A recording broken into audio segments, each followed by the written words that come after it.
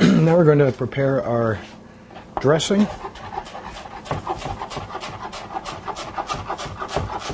We're going to cut our cilantro.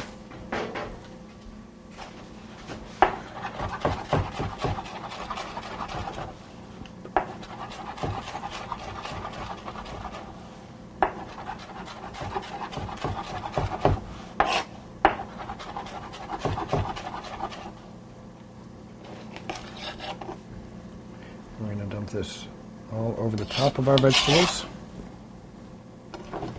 And we're going to measure out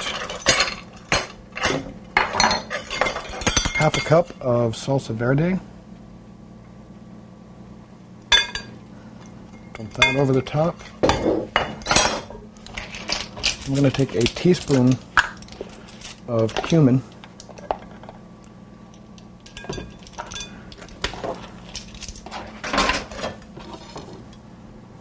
Then we'll go and we'll just stir to mix.